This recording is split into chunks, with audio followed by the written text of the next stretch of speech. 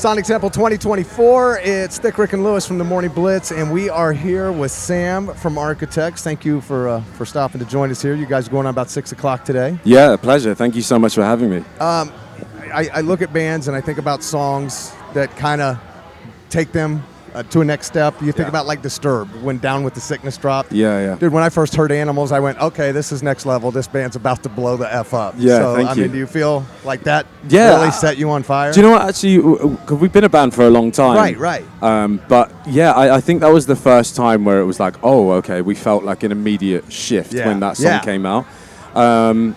And we're not like the most confident people. We're quite harsh on ourselves, right? Well, but that's always good. That's not a bad it's thing. good for creating.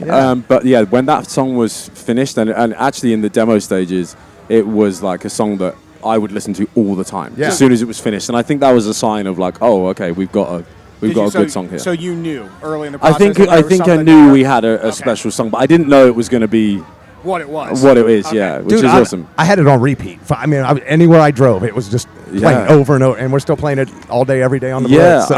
It's weird as well. You know, we wrote that song originally. We wrote it as I wanted a really heavy song for the record. I felt like it was missing a song, and then we tried these aggressive vocals over the verses, and nothing. It didn't work. And then I was like, okay, let's try. Leave the music as heavy as it is, and then let's just try this sort of dreamy vocal, and it all worked out amazing. So perfect. Yeah, I think it's crazy how things kind of manifest for people, and to see where you come, and then you hit a point where your song just hits nuclear holocaust, and everybody likes it. And then you go back around to the same towns and places, and you see different faces in the crowd all of a sudden, and you see like your audience has expanded from where, which has got to be like a surreal feeling to think.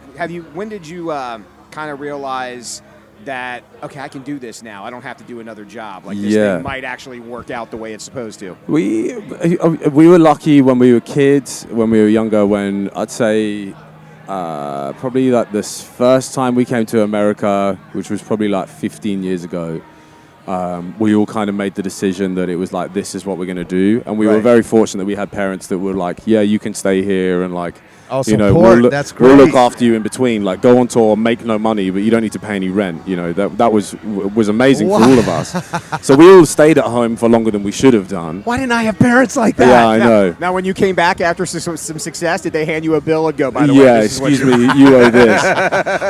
But it was cool. Yeah, it was really nice to have that, because I mean, for the being in a band, especially then. When we were kids, we were coming up to America on like our first album. No one knew who we were, but it was like, it was before TikTok, Twitter, all this stuff. It was just getting out there and playing these shows, and we were lucky that we had that. But I think, as you say, like actually noticing a massive difference. This is the first time we've been here in 5 years, because of COVID and everything. It was a nightmare. But being out here and seeing how Animals has reacted now over here, you see a massive difference. Because I think a rock radio in America is so huge. It's so different to everywhere else in the world. Is it really? Yeah, it's been and it's funny that you say that, because I've heard other bands that have said the same thing. There's kind of been a resurgence of rock radio, because right now you have the newer bands that people are discovering, like Sleep Theory, who played earlier. Yeah. But you've also great band. That guy's got a great voice.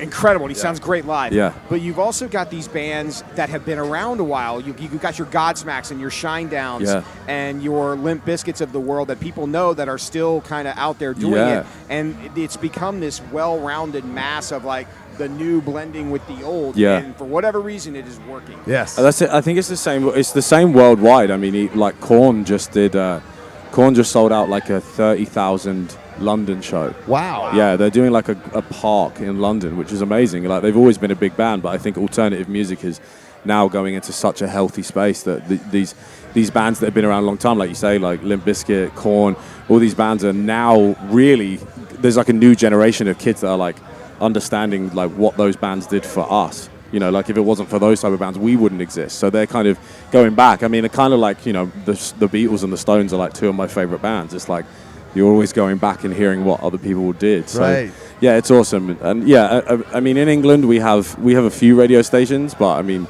you know, you can drive to the top of England and the bottom of England within 7 hours. I don't think you could get across Ohio in that time. So, you know, there's more radio stations out here, you know, and it's important. I always say to everyone that has been playing our music, especially after coming back, like, it's nice for us to be able to see people face to face and say thank you for helping our band, man, because it means so much to be able to be doing this, you know. So you've been at this since you were kids.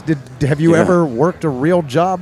Yeah, I had like an hour, hourly pay. I had a night shift job in a supermarket, and then I worked in a health food store for like a year after school, and then my first tour with Architects, I handed in my dates that I was going to do with the band, and they were like, "There's no way you can work here," and they fired me, and I haven't worked since, which is awesome, great. Man. Yeah, that's great. Which is great. It only took like 15-20 years for us to start making money, but you know, other than that, it's fine. You know what though? But there's something to be said for perseverance. Yes, absolutely. Yeah, and like, you know, I don't think. It's still now what we do. I don't think we kind of go into anything with money in mind. It's just like, it's still that gut feeling of all those years, like, does this feel right? Does this feel like something we should do? And I think that's why we've stood the test of time, because we have the same kind of morals. Now, do you like